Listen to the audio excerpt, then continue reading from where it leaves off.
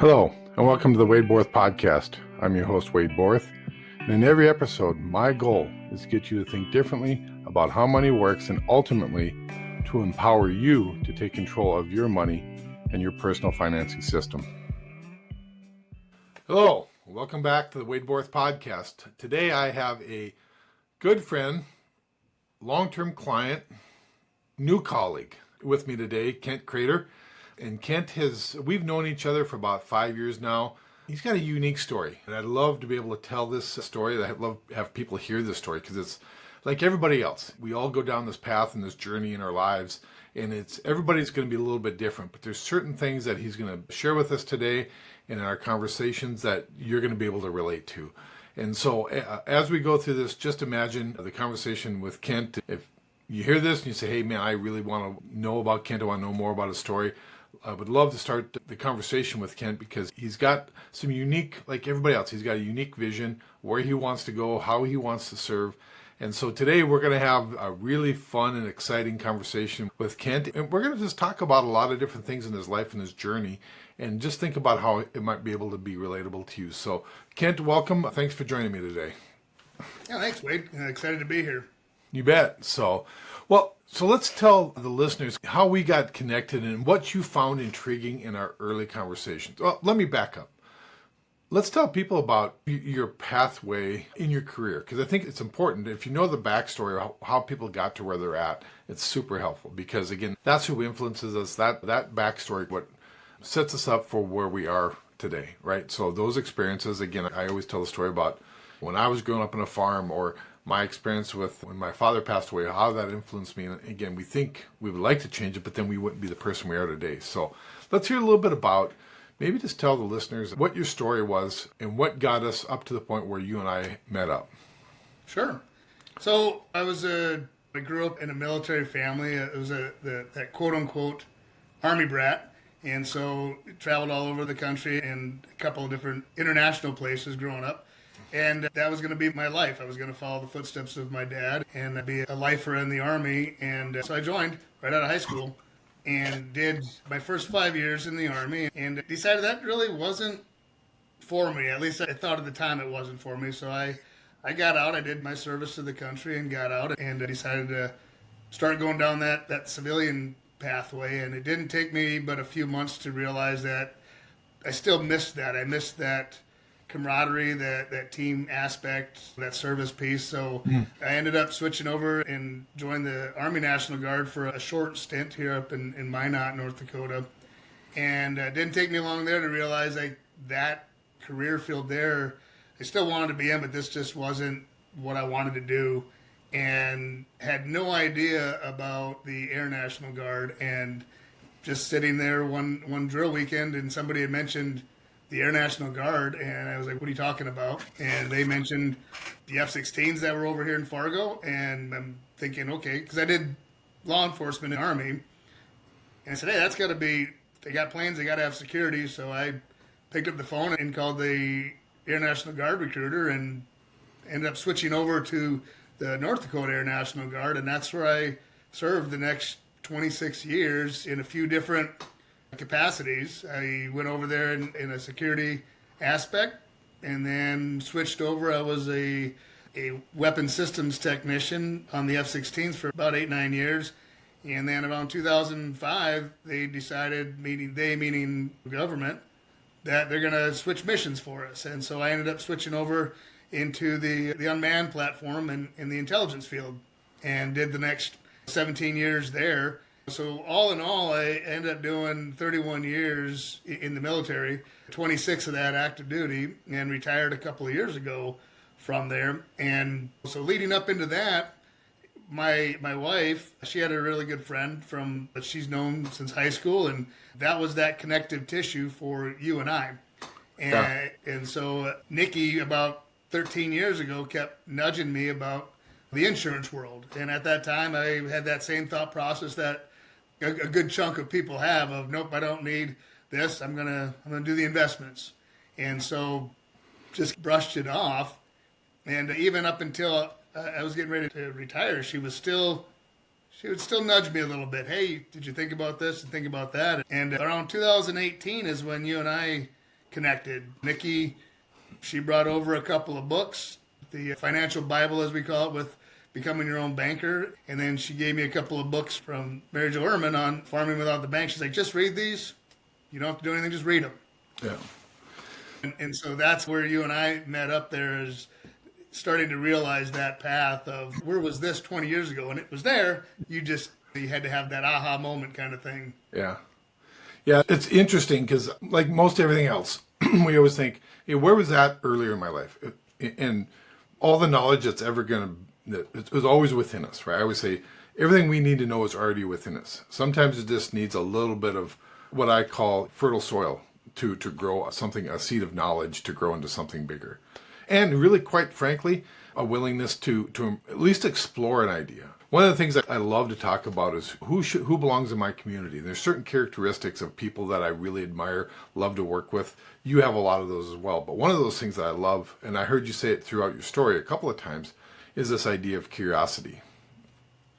You're curious, and then you take action. You say, oh, I'm going to pick up the phone because I'm curious. Somebody said something, and I want to learn more. And I always find that really refreshing about you because you love to learn, and you love to take that and put it into action. Absolutely. And so it's just, even when we first met, he was like, tell me more. And it's like you had this thirst of knowledge. You still do. We're talking today just about how we can be of service to other people at a much higher level.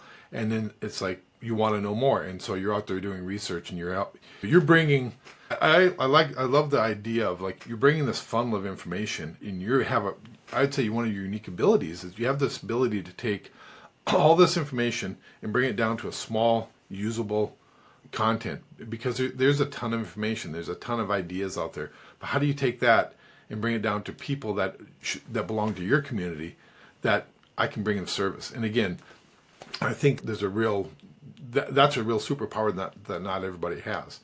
And then your ability to say, well, I think I should know more, or I'm curious about, because again, there is a conditioned way of thinking that a lot of people will get into, and they don't get out of it, and not because the knowledge isn't there. It's just that, are they curious enough to want to know more? Are they curious to know, is like, what I'm doing and everybody else doing, is that going to lead to the results that I want? Is it going to lead to my goal and my vision? And if it's not, then what else could there be? So I think that's what I see kind of in you as far as like part of my community. Is like, that's one of the things I really appreciate about when you came to me as a client, and we developed a friendship over that, because again, it was a wide open, honest conversation about what you wanted, where you headed, the things you didn't know, and things you wanted to know, and then we brought all those together. So I've always appreciated that about our conversations. It's like they're always invigorating when we have those, because they're never the same standard, ordinary conversation. So they get my creative juices just exploding, because it's just like, man, Kent's always got a good way of looking at things. And even better than that, again, it's that filter. It's like you can take all this noise that's out there and funnel it down into, hey, this is a simplistic message if we allow it to be simple. And you have a great ability to do that. So I've always appreciated that. Thanks. I appreciate that. So as we first got together, tell me, what about our conversation when we got together? What was the spark in your life that you're like, hey, most people don't change unless they see. I always say most people don't change unless they have some pain in their life. And I don't mean physical pain, but just maybe there's emotional pain, there's some financial pain, I can see a void, and that's a bit of a pain. So what was it that like led you to this thought process? Like, hey, there's got to be more to this. Absolutely. So reading Nelson Nash's book, and again, at that particular time in my life, I still hadn't connected the dots, if you will. I still looked at this aspect of using a dividend-paying whole life insurance policy to function as that foundational banking process. At that time, I was actually still looking at it as this is an investment. And I had actually said that to individuals. I was like, where was this 20 years ago? Why am I not investing in this? And so you and I have had conversations where it's like you have to get to a point at some point, and that to make the right time. And that point in time in my life was not the right time to get into this aspect, this world, this service-oriented industry, because I still looked at it as an investment instead of a phenomenal savings vehicle. And so as I was getting there, I knew I wanted this, but at that time the thought process wasn't the right frame for me. And so what got me to that point was I knew at some point in time I was going to retire, and what was that going to look like? And when you retire from the military, there's a program called the Survivor Benefit Plan. And it's a great plan for those individuals when they retire, because that allows you to take care of your spouse whenever that time comes that you take that last breath on this earth, on that walk. So I knew that was the option that everybody goes to. But now when I was looking at this, and then I started looking even deeper into the dividend paying whole life insurance, there was so many more tools. And that was one thing that sparked with me, is I want to be able to have more tools available to me than just a cookie cutter option. And so as I was looking at those things, that's what kind of drove me to talk to you. Is I knew that I wanted this option for my spouse instead of that survivor benefit plan. There was more tools at my fingertips. There was more options. And so that's what kind of led me down that path to talk to you initially. Yeah.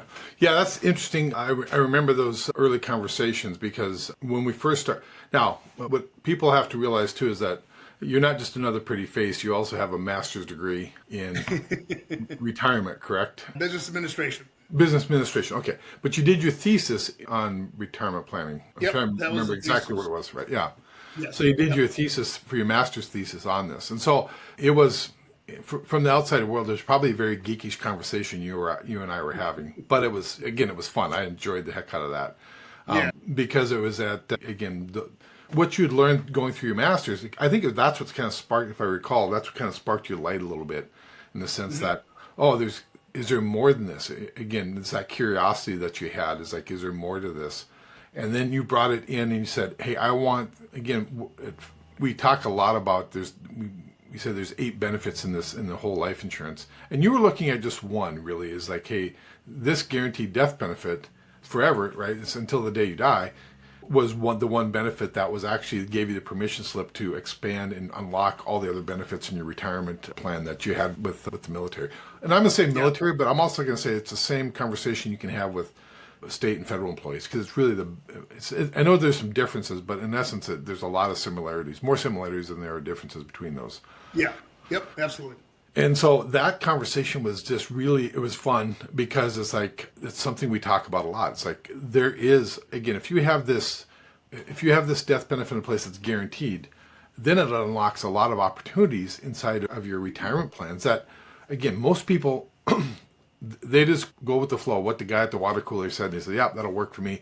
They don't give it, they probably don't think about it any more than they think about taking the next family vacation to Wisconsin Dells. That's about as much time as that they put into it. But it's a lifetime, right? You think about where you're at, especially in the military. You guys are retiring really young in today's world. You got as many years outside of the military as you had inside the military, more than likely, statistically telling us that. So those decisions should be entered in with a lot of thoughtful conversation.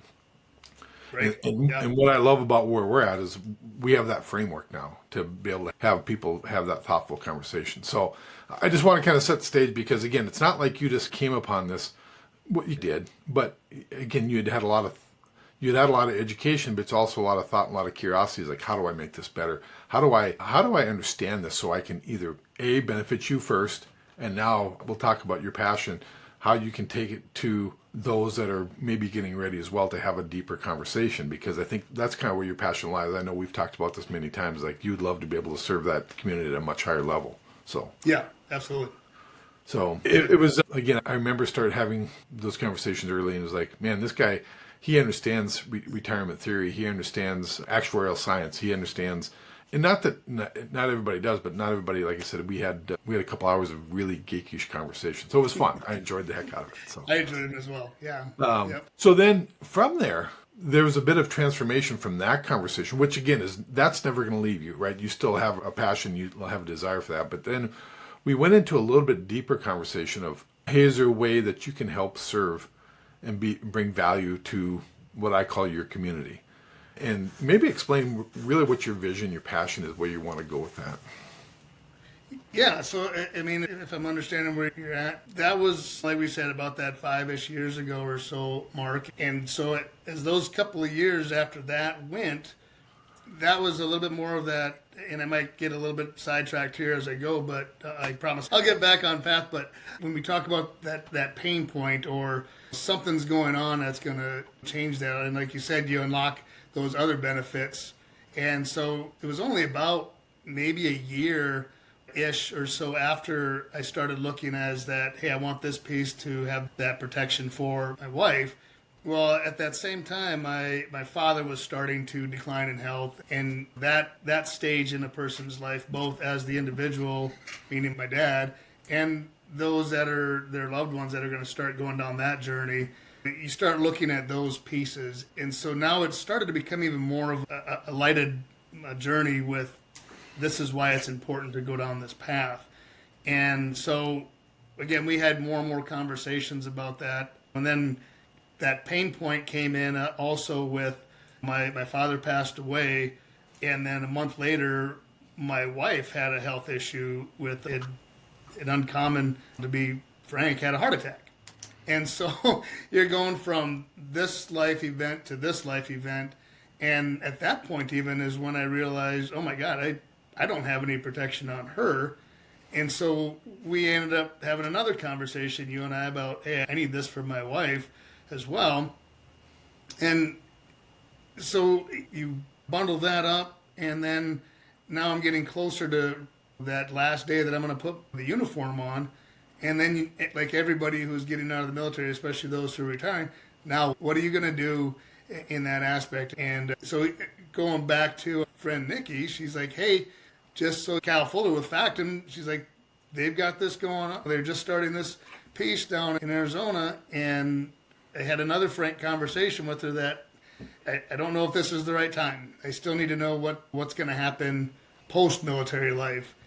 And again, so that's still sitting in the back of your mind, but then you retire and now you're still missing, just like going back 26 years when I got out of the Army, you're missing that service piece, that fulfillment of how do you provide something to somebody, and so you spend 3 decades of serving your country. I still wanted to serve. And so then you try to figure out your path. And that's really where we're at now when I realized this is where I want to serve at a higher level. I'm not necessarily serving my country anymore in that aspect, but I want to serve individuals and families and help them understand this other aspect that really isn't widely known. Life insurance is widely known, but understanding life insurance is not widely known. There is a big misconception that's out there, and I think you've said it a few times, that I love that aspect is most people's understanding of life insurance is based off of somebody else's misunderstanding of it. And so I wanted to be able to help get that message out there and help serve those families and those individuals so that there's at least clarity of what they're understanding. Well, yeah, you said a ton there. I would first start with, because I've worked with a number of federal employees, and not so much the military, obviously that's probably where you have a passion to serve, but I've worked with a number of federal employees. And I'll say this about just that aspect. They have tremendous benefits. And I think everybody knows that, but there's nobody there as a guide. There's nobody there giving what we like to call empowerment. And I look at it and like when I run across something like that, I'm like, the federal government, the benefits are tremendous. And again, military, state, federal, it's not all the same, but it's in that same realm. The benefits are tremendous. And I think when you're working there, you feel it, but you don't know. You just, we know they're good. But when you get to that point where you say, hey, like you said, the last time you're going to put on that uniform, last time you're going to be that employee, then what's the next stage? And I shouldn't say nobody, but I see very little guidance and empowerment of what's next? How do I do this? What's my distribution plan? It's a great accumulation plan, but that's all great. And again, it goes that conversation about climbing Mount Everest. Sir Edmund Hillary said it many times. He says, I knew I could get to the top. He says, I just couldn't figure out how to get back down alive. So it was the distribution plan that's coming back down. That was the hard part. And I think a lot of people, again, up until probably the last 5 to 10 years, it's never been a part of the conversation. But with so many people retiring, all of a sudden we're starting to see that the traditional way of planning has not had the results that we've wanted, that people have wanted. Because again, it's like, well, this is what we typically do. We have $1.2 million. That's the commercial that's out there. We have this number. We hit that number. And then the big question is, it's like the dog chasing the car. Then what? I caught the car. Now what do I do? How do I plan this? How do I make sure this lasts the rest of my life? And especially when you want to coordinate and have that interdependence with all the other benefits, with your pension and all the other stuff. How does that make it work? And what's the most efficient way to do it? And how do I make sure I retain all those benefits in my control versus the government's control? So I think there's a really important understanding of that. And then your other thing that you were mentioning is like you want to be able to serve. And I really believe that's truly in your heart, is like you have this desire to want to serve really all your clients, everybody you get to know. It's like you want to bring value. It's like you have this knowledge base and this years worth of experiences that you said, hey, I can take that and I can help distill it down to a reasonable message. So I think there's really powerful that you said that. So let's continue the conversation. So I know we've talked, and what is I'm going to back up real quick. The idea of, you mentioned this, like the dividend paying whole life insurance. And I would say that's a tool that you have in your arsenal. But the overarching benefit you bring to people is a relationship. You're very good and have a great understanding of how you want to grow your relationship with people. But more importantly, listening and understanding what people's concerns are and what keeps them up, what brings them financial pressure, what keeps them up at night financially. And then understanding, hey, there's a pathway. We have a pathway laid out, or we have a pathway that that's the empowerment. If I understand what your problem is and I hear what you're telling me, and then I can show you a pathway, then we can show you how to use the tool. The tool isn't the solution. It's understanding how we can use it in the buy-in. And the tool is a great, phenomenal tool. It brings, from a savings aspect, it brings these 8 benefits that will change your life if you just know what the tool is. Because again, most people just look at it as, they look at the one benefit, not the 8 as a whole, if that makes sense. Absolutely. Yeah, absolutely. So take me a little bit further down your pathway as far as where we were past, we're present. Now, what does the future look like for you? Yeah, so that future. What's your vision? I'll probably say about a year and a half, maybe 2 years ago, is really where things started to connect. And it was post active duty military life. They're like, now what do you do? And so, yeah, I went out, you get hired into a organization, great organization. There's still something that's missing. There's still this little voice in the back of your head saying, is this really where you need to be? Is this really what you should be doing? And again, there was nothing negative in that capacity of what I was currently doing. It was a matter of, this wasn't where I needed to be. And everybody who always has that kind of an aha moment has a little bit different, like, connective tissue of, nope, this isn't where I need to be. And to be honest, typically those that are retiring from, especially the active duty side and the military side, they think they need this job right away. And a lot of them, it's not uncommon for that 6 to 18 month range, they're finding a different path. So that's not a surprise when you start talking in that aspect. Where I was at, it was everything coming together with that financial area. I've always had this interest in money, and not the materialistic side of money, but just how it works. What do people use money for, and why do we need this? And you don't want to get into the materialistic side of, well, because I can buy this. It's not that. I was interested in the mechanics of it. And again, that's what drove that thesis on the history of retirement strategies here in the United States. And so when I was getting that piece, it was like that nudge, like, you're not serving to the level you want to serve at. You're not getting that full fulfillment. Now what? And again, everybody has situations in their life, and there was some things that took place with loved ones being lost and that, where it was like, I frame it as, you get one trip around the merry-go-round. Whatever length of time that one trip is, we only get one trip around the merry-go-round. And I need to do this. I needed to say, you know what, this is what's been whispering in the back of my mind for years, was this route to take. And so a lot of people, again, had that conversation with me, yourself, Nikki, my wife, all of them saying, hey, you know what, there's this option. And finally, it was being that stubborn German. All right, let's just do this. You're finally listening to that voice in your head. And so about a year ago or so was when it was like, all right, let's go down this path. And that's when I reached out to you, and it was like, let's have that conversation, Wade, where we're at, to go ahead and get into the financial services, to get your license, to find an organization. And if I might add a little bit of piece in there, it wasn't just any organization I wanted to be part of. It was, I still want to serve. I still have these values ingrained in me on taking care of people and relationships and values and things of that nature. And when we started talking about Factum, that was what connected the dots, was not selling life insurance. That anybody can go and get their license and sell to a degree. I wanted to be able to serve. And what you and Factum stand for with the values, that's what I was looking for. And that's what really dropped that final, all right, go. And that's who I wanted to be affiliated with, if that makes sense. Absolutely. I think one of the things I love about our conversations is that we truly and honestly believe that we want abundance in all 5 areas of our life. I don't know that I hear that conversation in any other, well, I shouldn't say it. I just know that it's very important in our organization, is that we want to have abundance in all 5 areas of life. We want that for you. We want that for our clients. And what does that abundance look like? It looks different for everybody. And so, but it also says, how do I empower people? And I empower them by hearing what they're saying and what their goals are and what abundance looks like in all those areas.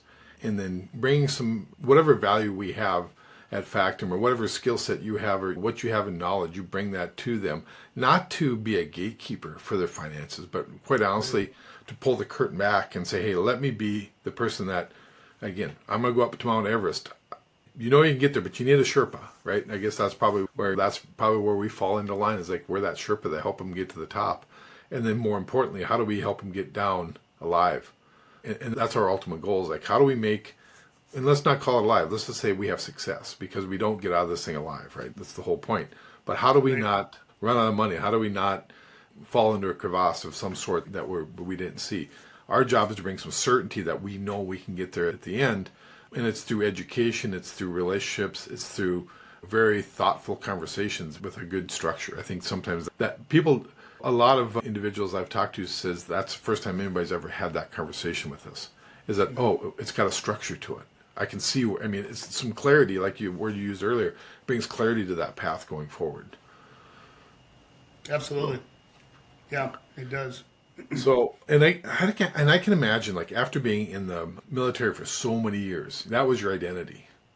So when you stepped out, it sometimes takes a little bit of time. And I remember this with your conversation. You go, I just need some time to see what this looks like. I don't know what the landscape looks like after 31 years or 32 years of serving in the military. What does that look like? And so the nice part is, like, you had some resources. You say, I can breathe. I'm going to see what this looks like. And then once you had that ability, I always say, if you go out and you take a walk after you've learned something heavy, right? Then the question you get in that walk in your brain is, how does this fit into my life?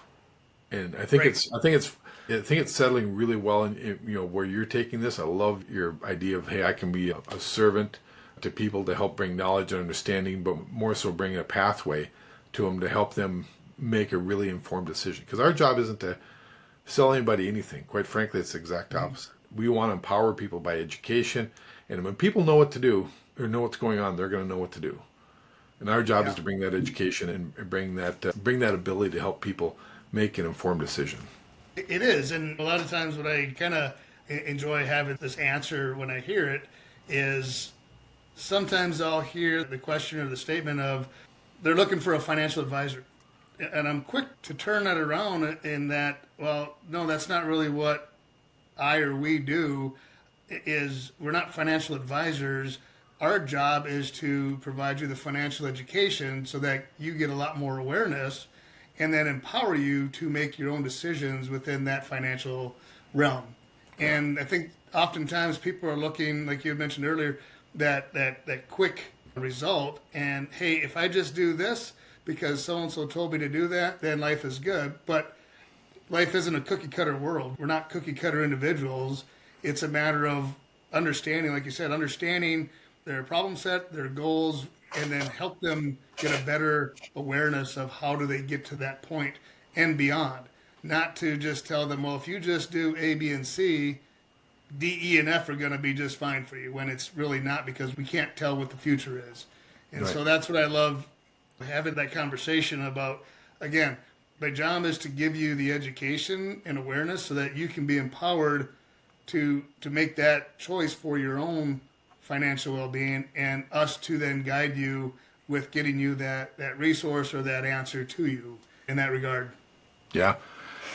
Yeah, there's some real strength in that, and thanks for sharing that. Hey, if people want to get a hold of you, Kent, I mean, probably a lot of different ways. I know you're out on Facebook, your LinkedIn, your profiles. What if they want to give you a call? What's your telephone number?